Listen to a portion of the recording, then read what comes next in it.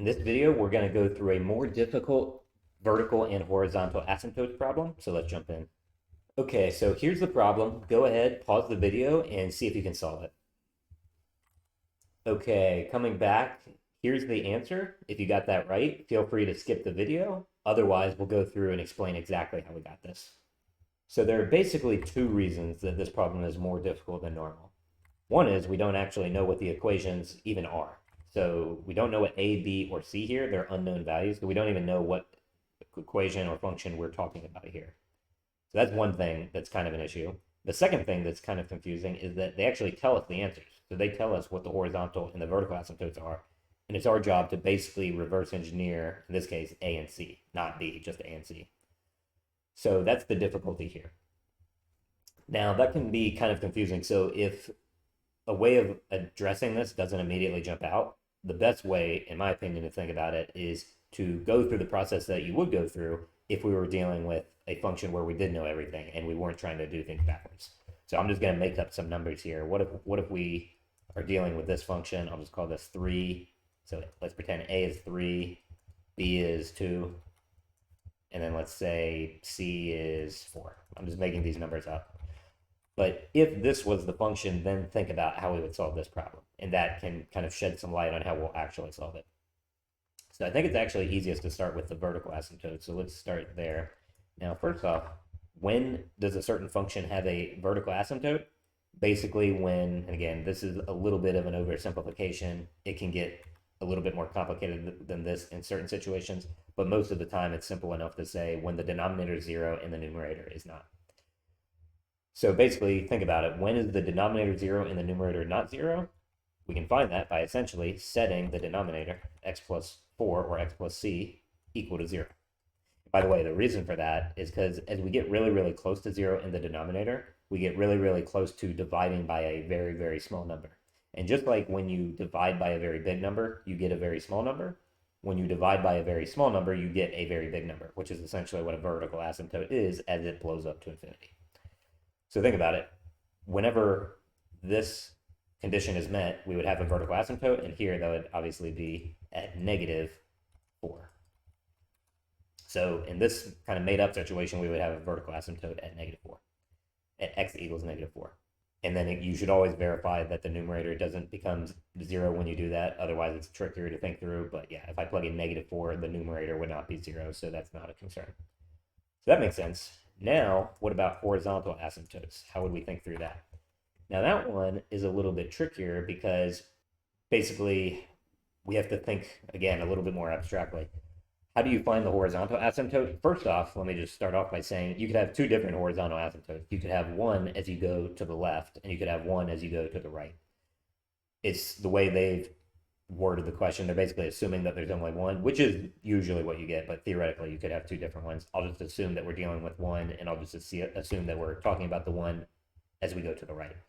So basically, the horizontal asymptote is basically the y value that you get when you take the limit as x goes to infinity of the dominating terms. So if we're dealing with this function, remember, think about what the dominating terms are. Well, it's basically the highest degree polynomial in the numerator and denominator. So forget about the 2, forget about the 4.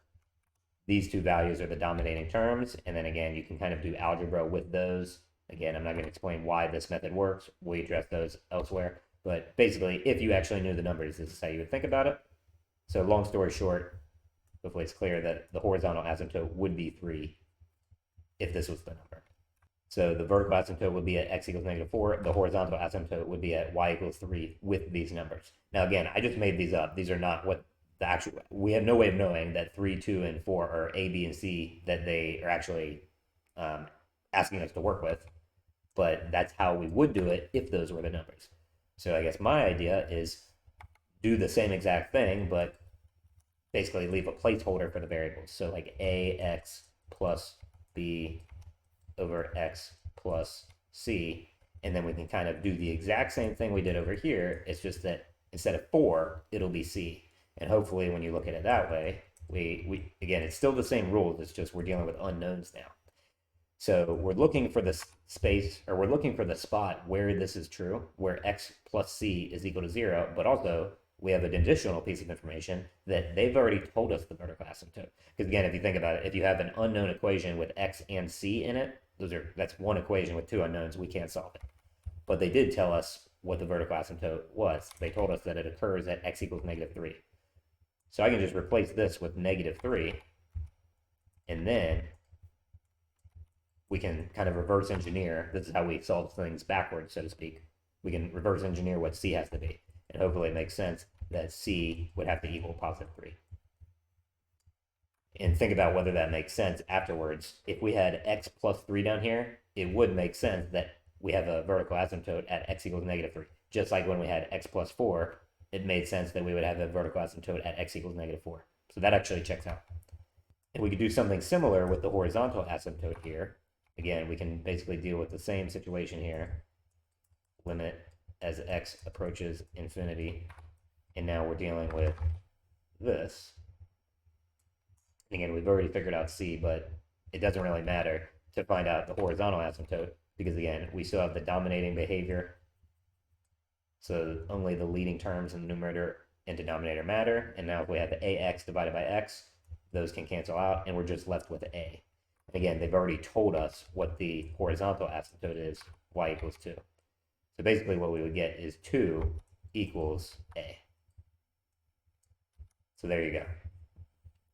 A would have to be 2 if the horizontal asymptote really is 2.